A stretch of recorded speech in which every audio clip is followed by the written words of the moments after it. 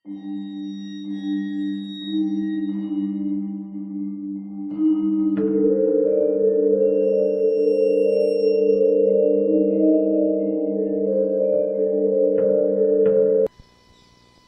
දෙවියන් නැත්තම් කරුප්පන් සාමි කියන්නේ කළු කම්බිලි දෙවියන් හරි සෝනියම් දෙවියන් හරි කියලා වැරදි මතයක් තියෙනවා.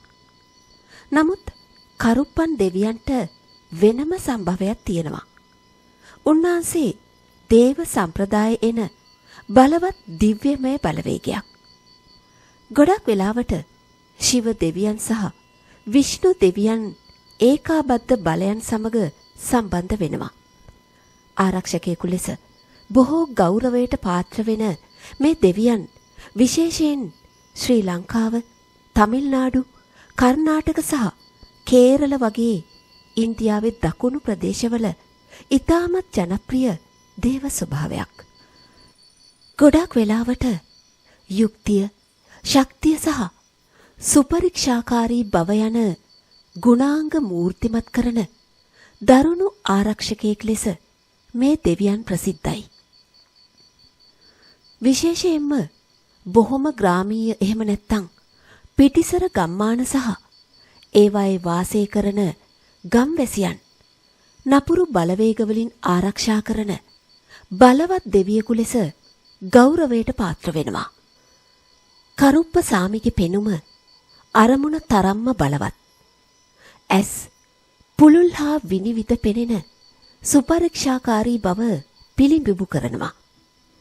කිසිම දෙයක් සෝදිසියෙන් සිටින බැල්මෙන් ගැලවිලා නම් යන්නේ නැහැ.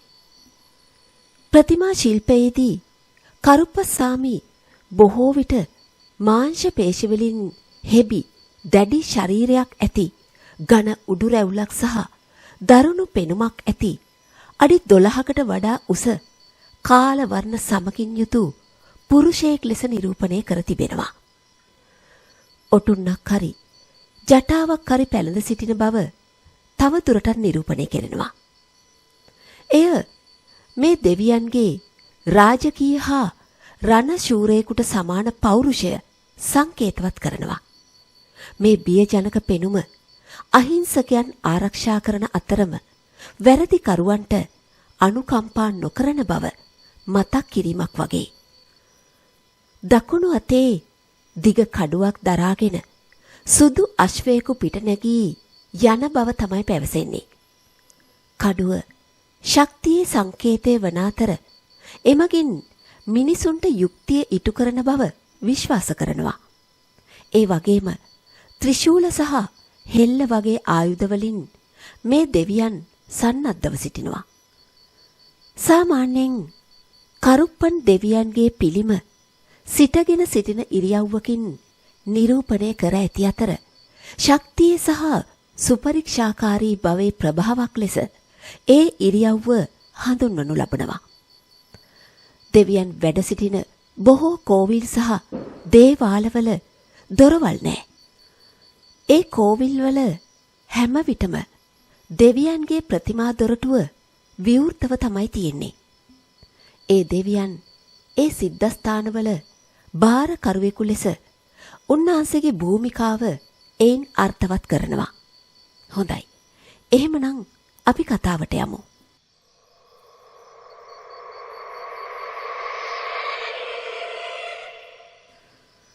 මේ සිදුවීම සිදු වුණේ තමිල්නාඩුවේ දින්දුක්කල් දිස්ත්‍රික්කයේ වඩමදුරේ සිට කිලෝමීටර් 10ක් පමණ දුරින් පිහිටි ලස්සන ගමක 2012 වර්ෂයේදී.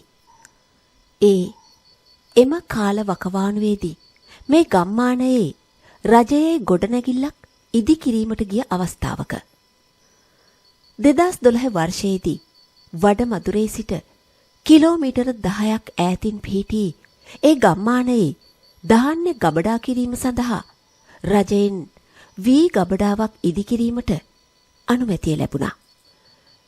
ඒ ගමේ මිනිස්සු ධාන්‍ය ගබඩා කරගන්න ගබඩාවක් ඉල්ලලා රජයත් එක්ක අවුරුදු ගණනාවක් තිස්සේ සටන් කරලා තමයි මේ අනුමැතිය ලබාගෙන තිබුණේ. ඒ ඉදිකිරීම සඳහා තමයි දින්දුක්කල් ප්‍රදේශයේ පදිංචි කාර්තික් ඇතුළු සේවකයින් පිරිසක් එතනට යන්නේ. ඇයි මේ ගබඩාව කන්දක් මැද ඉදි කරන්න කිව්වේ කියලා බැලුවොත් ඒ ගම පිහිටලා තිබුණේ තරමක් පහත් බිමක.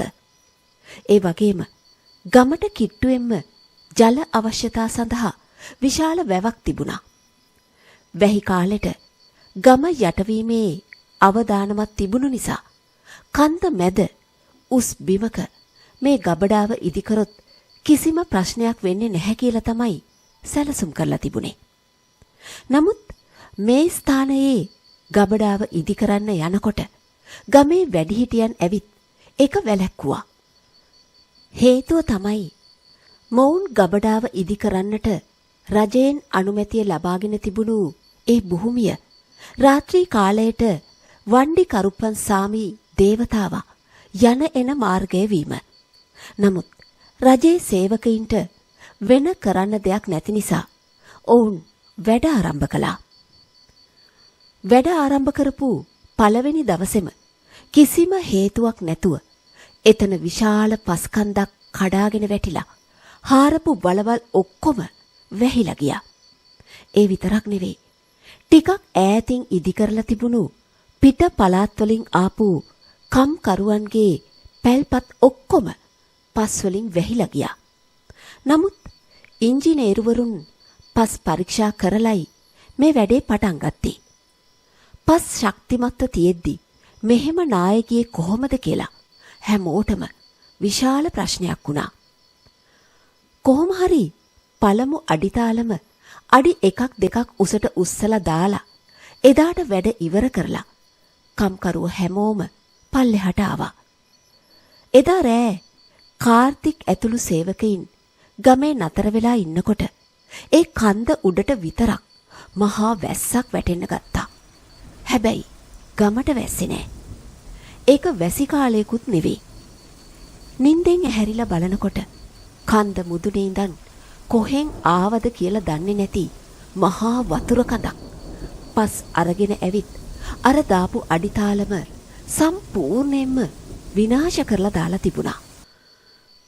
පළමු වතාවේ එහෙම උනේ අහම්බෙන් කියලා හිතුවත් දෙවෙනි වතාවටත් මෙහෙම වෙනකොට ගමේ අය කියපු කතාවේ ඇත්තක් තියෙනවා කියලා සේවකයින්ට තේරුණා. ඒගොල්ලෝ උසස් නිලධාරීන්ට මේ ගැන පැමිණිලි කළා. නමුත් උසස් නිලධාරීන් කිව්වේ මේක ගමේ අය අවුරුදු ගණනාවක් ඉල්ලලා ලබාගත් එකක්. මේ ස්ථානයේ ඇරෙන්න වෙන තැනකට අනුමැතිය නැහැ. වෙන තැනකට අනුමැතිය ගන්න ගියොත් අවුරුදු 4-5ක් ගත වෙයි. ඒ නිසා ඔතනම වැඩේ කරන්න කියලයි.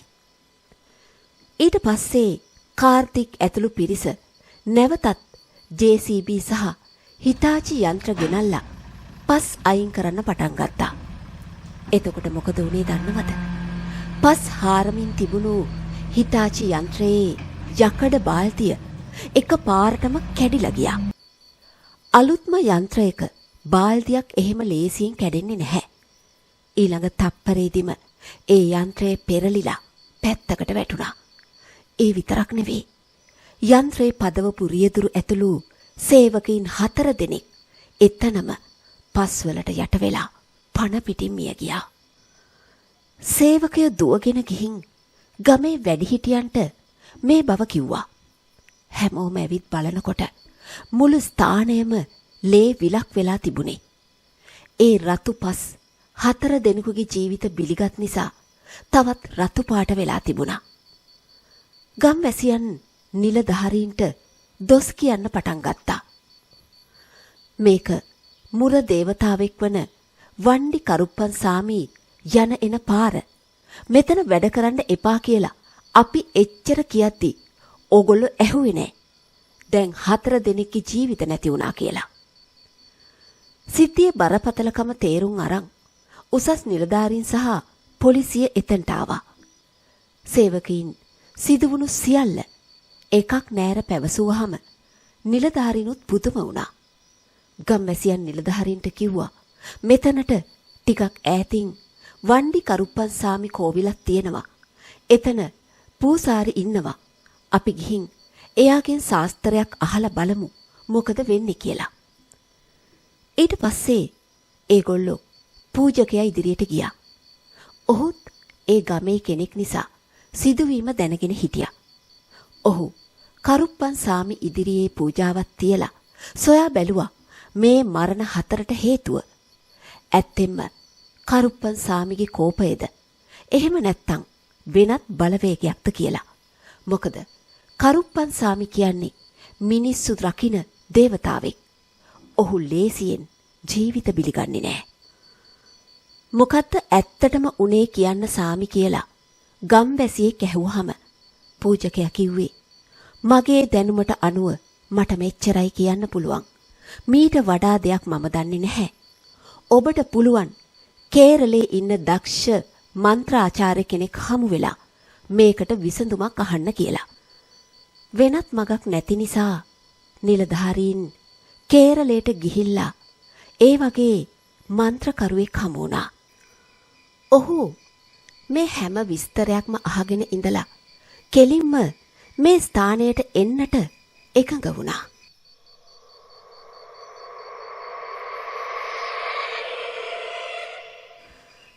මෙතන ඉතිහාසය ගැන මුලින්ම හොයලා බැලුවොත් මීට වසර ගණනාවකට කලින් ඒ කියන්නේ බ්‍රිතාන්‍ය යුගයටත් පෙර මේ කන්ද පිහිටි ප්‍රදේශය මහ වනාන්තරයක්ව තිබුණු කාලේ මෙහි එක්තරා දරුණු මන්තරකාරයෙක් ජීවත් වුණා. ඔහුගේ අරමුණ වුණේ සති 7ක් ඇතුළත සෑම සතියකම එක කන්‍යාවක බැගින් බිලි දෙන එකයි. ඔහු සති 6ක් ඇතුළත කන්‍යාවන් 6 දෙනෙක් පැහැරගෙන ගිහින් බිලි දී තිබුණා. ගමේ අය තමන්ගේ දියණියන් අතුරුදහන් වීම ගැන හොයනකොට තමයි මේ කන්ද මැද මන්තරකාරයා සිටින බව දැනගත්තේ. ඒ කාලේ මිනිස්සු මන්තරකරුවන්ට දැඩි ලෙස බය වුණා. මිත්‍යා විශ්වාස තදින් තිබුණු නිසා ඔවුන්ට එරෙහි වීමේ ශක්තියක් කාටවත් තිබුණේ නැහැ. මන්තරකාරයා අවසාන සතියේදී, ඒ කියන්නේ 7 වෙනි සතියේදී අවුරුදු 16ක තරුණ කන්‍යාවක් අරගෙන ඇවිත් බිලි දුන්නා. ඊට පස්සේ ගම්වැසියන්ට තවත් ප්‍රශ්නයකට මුහුණ දෙන්නට සිදු වුණා. ඒ අකාලයේ ඝාතනය වුණු ඒ කන්‍යාවන් 7 දෙනාගේ ආත්මයන් මුළු ගම පුරාම විවිධ කරදර කරන්න පටන් ගත්තු එක. වැඩිහිටියන්ගේ සිට කුඩා ළමයින් දක්වා බොහෝ දෙනෙක් ලෙඩ රෝගවලට ගොදුරු වුණා. ඒ කාලේ වෛද්‍ය පහසුකම් තිබුණෙත් නැහැ. මධ්‍යම රාත්‍රියේ ගමේ පාරවල් වල ඒ කන්‍යාවන් 7 දෙනාගේ මරණීය විලාපයන් හැඬීම් ඇසෙන්නට වුණා. මේ නිසා රාත්‍රී කාලයට මිනිස්සු නිවාසවලින් පිටතට පැමිණීමට පවා බය වුණා. මේකට විසඳුමක් හොයන්නට ගම්වැසියෝ සියල්ලෝම එක්තරා ප්‍රබල ආධ්‍යාත්මික පූජකයෙක් හමුවන්නට ගියා. ඔහු සිදුවීම වටහාගෙන විසඳුමක් දුන්නා.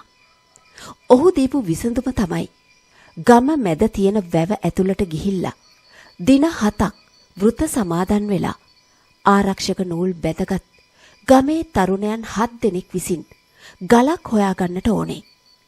7 වෙනි දවසේ ඒ ගල ගෙනත් වන්දනාමාන කරන්න. එතකොට කරුප්පන් සාමි ඇවිල්ලා මුර දේවතාවා ලෙස ආරක්ෂාවට සිටීවි කියන එක තමයි ඒ විසඳුම. එතකොට ගම්වැසියෝ ඇහුවා වැවේ තියෙන සාමාන්‍ය ගලක් අරන් වැන්දොත් කරුප්පන් සාමි එන්නේ කොහොමද කියලා. එතකොට පූජකයා කිව්වේ අපි යමක් දෙවියන් කියා සිතා අවංකව වන්දනා කරනවා නම් එය දෙවියන් බවට පත් වෙනවා කියන දේව වාක්‍ය අනුව ඔබ අහුලන ඒ ගල කරුප්පන් සාමි ලෙස සිතා වඳින්න කියලයි. ඉතින් ඒ කතා කරගත්ත විදිහට දවස් 6ක් තරුණයෝ වෘත සමාදන් වුණා. 7 වෙනි දවසේ මේ තරුණයෝ වැවට බැහැලා ගලක් හොයන්නට පටන් ගත්තා. පූජකයා කියපු විදිහටම අඩි 2ක් පමණ උස දේව රූපයක හැඩයගත් ගලක් ඔවුන්ට හමු වුණා. ඒ ගල ගොඩට අරගෙන ආ දවසේ ඉඳලා දින 18ක් පුරා හැම දිනකම රාත්‍රී 7 සිට 10 දක්වා ගම්වැසියන් සියල්ලෝම එකතු වෙලා ඒ ගල ඉදිරිපිට විශාල පූජාවන් පැවැත්තුවා. ඔවුන් ඒ ගල කරුප්පන් සාමි කියලා හිතලා තමන්ව ආරක්ෂා කරන ලෙස අයද සිටියා. ඒ විදිහට යදිමින් සිටිනකොට නිවැරදිවම 11 වෙනි දින පූජාව අවසන් වුණා. එදා රාත්‍රී 7ට විතර ගම්වැසියන් සියල්ලෝම තමන්ගේ නිවෙස් වලින් හාල් අරගෙන ඇවිල්ලා එකට එකතු කරලා කුට්ටන් චෝරු කියන දාණය හදලා කරුප්පන් සාමිට පූජා කරලා ගමේ හැමතෙම බෙදා දුන්නා. ඒ වෙලාවේදී වයස අවුරුදු 50ක් 55ක් විතර වෙන ඊටාම ගාම්භීර පෙනුමක් තියෙන පුද්ගලෙක් වේට්ටියක් විතරක් ඇඳගෙන උඩුකය නිරුවත්ව කරත්තයක් ඒ කියන්නේ වණ්ඩියක් පැදගෙන එතෙන්ට ආවා. හොඳ ශක්තිමත් දේහයක් තියෙන ඔහු ඇවිත් ඔබලා මේ ගල තියාගෙන වඳින එක දැකලා මට ලොකු ආඩම්බරයක් හිතුණා. ඒ විතරක් නෙවෙයි. ඔබලා තියාගෙන ඉන්න මේ ගල සාමාන්‍ය ගලක් නෙවෙයි. මේක ඇත්තටම මහා ශක්තිවන්ත කරුප්පන් සාමි කියලා මට ආරංචි වුණා. ඒ නිසයි මමත් මෙතෙන්ට ඇවිත් වැඳලා යන්න ආවේ කියලා කිව්වා.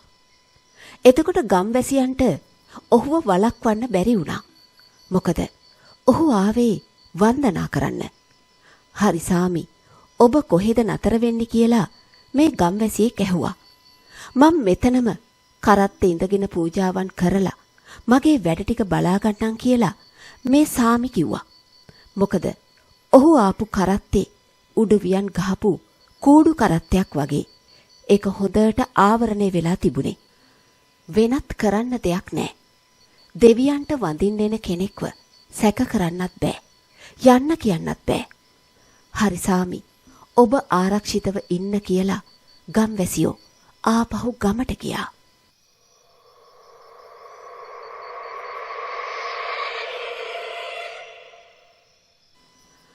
එදා 11 වෙනි දවසේ පූජාව අවසන් වුණා. නැවතත් දින 18ක පූජාවේ අවසාන දිනේ වනතුරුම මේ දේ සිද්ධ වුණා. 18 වෙනි දින රාත්‍රියේ අවසාන පූජාව කරනකොට ඒ අඩි දෙකේ ගලේ සඳුන් ආලේප කරමින් හැමෝම යදිමින් සිටියා. ඒ වෙලාවේ කරත්තෙන් ආපු ඒ අමුතු පුද්ගලයා අඩි 10ක් 20ක් විතර ඈතින් බිම වාඩි වෙලා දැඩි ධානයක යෙදී සිටියා. එතකොට මොකද වුනේ දන්නවද? අර ගලේ සඳුන් ගානකොට එතන හිටපු තරුණයන්ට සහ කුඩා ළමයින්ට සඳුන් සුවඳට අමතරව අර ධාන රකිමින් සිටි පුද්ගලයාගේ ශරීරයනොත් මහා පුදුමාකාර සුවඳක් වහනය වන බව දැනුණා. ඔවුන් ඒ බව වැඩිහිටියන්ට සහ දෙමව්පියන්ට පැවසුවා. පූජාවේ අවසාන මොහොතේ කරත්තේ බැඳලා හිටපු ගොනුන්ට කෙසෙල් ගෙඩි ටිකක් කවන්න කියලා ගම්වැසියන් කීප දෙනෙක් ගියා. මුළු ගමම බලාගෙන හිටියා. ඒ කුඩා ගොනුන් මේ මිනිස්සයා, ඒ කියන්නේ කරත්තෙන් ආපු අමුත්තා ළඟට ගිය ගමම්ම කෙහෙල් ගෙඩි අතට දෙනවත් එක්කම ශිව කෝවිල්වල නන්දි වාහනේ දන නමනවා වගේ ඒ ගොනුන් දෙදෙනා දන නමලා වන්දනා කරනවා වගේ ඉරියව්වකින් හිටියා. මේක දැකපු මිනිස්සු පුදුමයෙන් බලා හිටියා. නමුත් මේවා විශ්වාස නොකරපු සමහර අය මේ පුද්ගලයා කවුද කියලා හොයන්න හිතුවා. සාමාන්‍යයෙන් මේ දින 18 පුරාම කරත්තෙන් ආපු මේ පුද්ගලයාට කෑම අරගෙන ආවේ ගමේ කවුරු හරි කෙනෙක්ගේ ගෙදරකින්. පූජාව ඉවර වෙලා පැයක් ඇතුළත කෑම ටික සකස් කරගෙන අරගෙන එන එක තමයි සිරිතක් වෙලා තිබුණේ. 18 වෙනි අවසාන දවසේ කෑම අරගෙන එන්නට ටිකක් පරක්කු වුණා. එක් පවුලක තරුණයන් 5 දෙනෙක් කෑමත් තරම් කෝවිලට යනකොට මහා පුදුමයක් දැක්කා. මොකද්ද දන්නවද උනේ? ඒගොල්ලෝ යනකොට අර පුද්ගලයා ආපු කූඩු කරත්තේ කෝවිලට ටිකක් ඈතින් නතර කරලා තිබුණා. ගොනුන් දෙදෙනා ගහක බැඳලා තිබුණා. හරි. අපි කෑම දීලා යමු කියලා මේ 5 දෙනා සූදානම් වෙනකොටම ඔවුන්ට ශබ්දයක් ඇහුණා. ඒ කන්ද පැත්තෙන් අශ්වයේ කුරහඬ සහ හේෂාරව කරන ශබ්දයක්. ඒක ඇහුණු ගමන් මේ දේශීය තරුණයන් 5 දෙනා භීතියටපත් වුණා. මොකද ඒ කඳුකර ප්‍රදේශයේ කොහෙවත් අශ්වයෝ හිටියේ නැහැ. නමුත් අශ්වයෙකුගේ හඬ ඇසෙනවා. ඒ විතරක් නෙවෙයි. මන්තරකාරයාගේ දඩයම් බල්ලෝ බුරණ හඬත් ඇහුණා. දින 18ක පූජාව ඉවර නිසා අර දුෂ්ට මන්තරකාරයා කෝවිල විනාශ කරන්න එනවවද්ද අපිව දැක්කොත් අපිවත් මරලා දාවි කියලා හිතපු තරුණයෝ 5 දෙනා බයෙන් ගහක් පිටිපස්සේ හැංගුණා. නමුත් ඔවුන් හිතුව විදිහට එතෙන්ට ආවේ දුෂ්ට මන්තරකාරයා නෙවෙයි. අශ්වයා පිට නැගිලා ආවේ සැබෑම කරුප්පන් සාමි. ඒ වගේම ඒ ආපු කරුප්පන් සාමි කවුද කියලා බැලුවොත් දින කීපයකට පෙර කරත්තේ බැඳගෙන ආපු අර පිට පලාතේ මිනිස්සයමයි. ඔහු සුදු අශ්වයෙක් පිට ඊතා ගාම්භීර ලෙස නැගිලා දඩයමකට යනවා වගේ ඇවිල්ලා අර කරත්තේ තිබුණු ගස අසලට ආවා. ඔහුට ඉදිරියෙන් දඩයම් බල්ලෝ 4-5 දෙනෙක් ඊටාම රෞද්‍ර ලෙස දුවගෙන ගියා. ඒ අශ්වයා හුලඟක් වගේ වේගෙන් කැලේ දිහාට දුවලා ගිහිල්ලා අතුරුදහන් වුණා. ඊට පස්සේ දඩයම නිමා කරලා ආපු අර පුද්ගලයා අර කූඩු කරත්තේ ඇතුළට ගිහිල්ලා කකුලක් පිට කකුලක් දාගෙන ඊටාම සැහැල්ලුවෙන් වාඩි වෙලා හිටියා. හැංගිලා ඉඳලා මේ හැම දෙයක්ම දැකපු තරුණයෝ 5 දෙනා වටහා ගත්තා. අපි හිතුවේ මෙයා බාරයක් වෙන්න ආපු පිටගම් කාරයෙක් කියලා. නමුත් මේ ඇවිත් ඉන්නේ ඇත්තම කරුප්පන් සාමිමයි.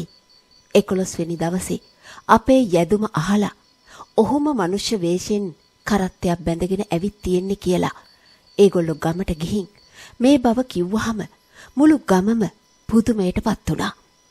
ඒ වෙලාවේ අර කරත්තේ හිටපු ගොනුන් සහ කරත්තේ දිහා බලනකොට ඒවා එතනින් අතුරුදහන් වෙලා තිබුණා. එතකොටයි ඔවුන්ට තහවුරු වුණේ අර ගල තුලට සැබෑ කරුප්පන් සාමි මුලවර ලෙස, ඒ කියන්නේ ප්‍රධාන දේව ප්‍රතිමාව ලෙස වැඩම කර ඇති බව.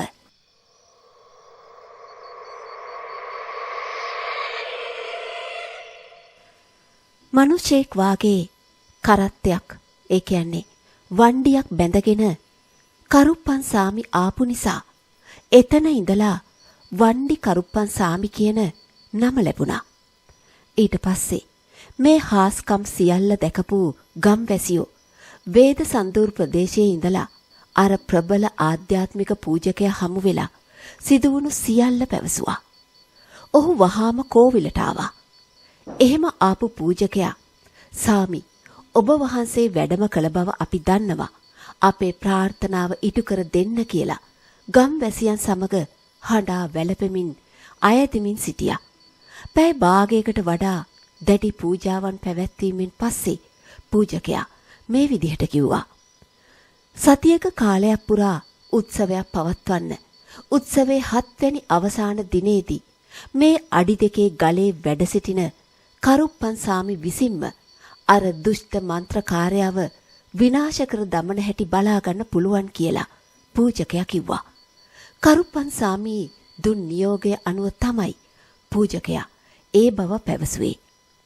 පූජකයා කියපු විදිහටම උත්සවය පවත්තලා 7 වෙනි දවසේ රාත්‍රියේ අර ගොනුන් බැඳි කරත්තේ සහ අඩි 2 කරුප්පන් සාමි ගල තිබුණු ස්ථානයට පූජකයා විතරක් ගියා. ගම් වැසියන්ට පසුපසින් එන්නට එපා කියලා නියෝග කරලා තිබුණා. එහිදී ආවේශ වුණු පූජකයා පැවසුවේ, "ඔබලා මාව කුමන කාර්යයක් සඳහා කැඳෙව්වාද? මම එය නිමා කළා. හෙට උදෑසනම ගොස් ඒ ස්ථානය බලන්න" කියලයි. ඒ අනුව පහුවදා උදෑසන 4:30ට පමණ ගම් වැසියන් කන්ද උඩට ගිහිල්ලා බැලුවා. එහිදී ඔවුන් දුටුවේ අර මන්ත්‍රකාරයාගේ ශරීරය දෙකඩ වෙලා මිය ගොස් ඇති බව. ඔහුගේ සියලු මන්ත්‍ර ශක්තියින් සුණු විසුණු කර කරුප්පන් සාමි විසින් ඔහුව වඳ කර දමා තිබුණා. ඊට පස්සේ අර පූජකයා ආරූඩෙන් පැවසුවේ කොපමණ වසරක් ගත වුණත් මන්ත්‍රකාරයාගේ ආත්මය මෙතනින් යන්නේ නැහැ.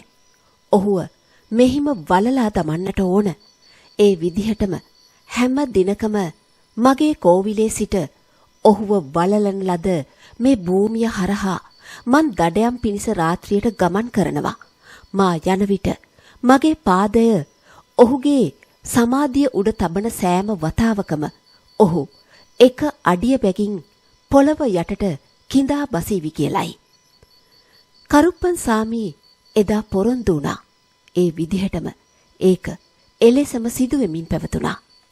නමුත් මේ සියලු ඉතිහාසයන් නොදැන 2012 වර්ෂෙදී රජයෙන් ධාන්‍ය ගබඩාව ඉදිකිරීම සඳහා අනුමැතිය ලබා දී අර කරුප්පන් සාමිගේ දඩයම් මාර්ගය සහ මන්ත්‍රකාරයාගේ සමාධිය තිබුණු භූමිය උඩ අත්තිවාරම දැමූ නිසා තමයි අර තරම් දරුණු අනතුරු සහ මරණ සිදු වුණේ. අර හිතාචි යන්ත්‍රයේ බාල්දිය කැඩෙන්න හේතුව මොකක්ද කියලා බැලුවොත් හරියටම ඒ බාල්දිය පොළව හාරද්දී එතන තිබුණු අර මන්ත්‍රකාරයාගේ සොහොන සම්පූර්ණයෙන්ම බිඳිලා විනාශ වෙලා ගිහින් තියෙනවා. ඒ හේතුව නිසායි ඔහුව බැඳලා තිබුණු මන්ත්‍ර බන්ධනය ඔක්කොම කැඩිලා ඒ දුෂ්ට මන්ත්‍රකාරයාගේ ආත්මය නැවතත් නිදහස් වෙලා එළියට ඇවිත් තියෙන්නේ. ඒ විදිහට එළියට ආපු ආත්මය තමයි අර හිතාචි යන්ත්‍රයේ පෙරලලා මිනිසුන්ව යට කරලා ඒ මරණ සිදු කරලා තියෙන්නේ. මේකට වණ්ඩි කරුප්පන් සාමිගේ කිසිම සම්බන්ධයක් නැහැ. මේගොල්ලෝ ඒ කියන්නේ මේ රජයේ සේවකයෝ කරපු මහා වැරැද්ද නිසා කරුප්පන් සාමිට පවා ඔවුන්ව බේරා ගන්න බැරි වෙලා තියෙනවා. අවසානයේදී ඒ දුෂ්ට මන්ත්‍රකාරයාගේ සොහොනෙන් නිදහස් වුණු ආත්මය එතන මරණ 4ක් සිදු කරලා තියෙනවා. මේකට විසඳුමක් විදිහට නැවතත් සතියක කාලයක් වෘත සමාදන් වෙලා වණ්ඩි කරුප්පන් සාමිට පොඩි උත්සවයක් වගේ පවත්වන්න. උත්සවය පවත්වලා වෙනද වගේම අර අඩි 2 ප්‍රධාන දේව ප්‍රතිමාව වන්දනා කරන්න. දැන් එහි විශාල කෝවිලක් හැදුවත් ඒ මුල්ගල කෝවිලේ පැත්තකින් ප්‍රධාන ගලක් විදිහටම තබා ගන්න. එවිට සියල්ල යහපත් වේවි කියලා කේරළෙන් පැමිණි මන්ත්‍රාචාර්යවරයා පවසලා සිටියා. ඊට පස්සේ ගම් වැසියෝ මන්ත්‍රකරුවා කියපු විදිහටම දින 7ක් පුරා උත්සව පවත්තලා ගොන් කරත්තයක් ලෑස්ති කරලා ඒ ප්‍රධාන දේව ප්‍රතිමා ගල එහි තැන්පත් කළා. පූජාව අතරතුර එතන තිබුණු මහා ගහ එක පාරටම බස ගාලා ගිනිගෙන දැවෙන්නට වුණා. අර සමාධියෙන් නිදහස් වුණු දුෂ්ට මන්ත්‍රකාරයාගේ ආත්මය රැකවරණය පතා සැඟවී සිටියේ ඒ ගහ තුල. ඒ ගහ ස්වයංක්‍රීයවම ගිනිගෙන දැවෙනකොට එහි සිටි වවුලන් 100 ගණනින් කෑගසමින් හැම අතකම ඉගිලිලා ගියා. රාත්‍රී කාලයේදී ඒක දැකපු ගම්වැසියන්ට සහ කේරළ මන්ත්‍රීවරයා ඇතුළු හැමෝටම කරුණ වැටහුණා. ඒ මන්ත්‍රකාරයා සැඟවී සිටි ගස ගිනිපත් වෙලා ඔහුගේ ආත්මයත් ඒ ගින්නෙන්ම සම්පූර්ණයෙන්ම විනාශ වෙලා ගියා. මේ සිදුවීම වුණේ 2012 කාලවකවානුවේදී.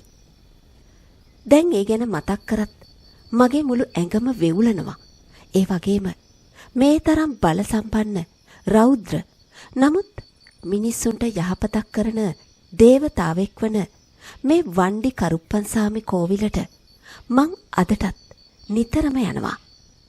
ඒ විදිහට කියන්නේ කාර්තික්.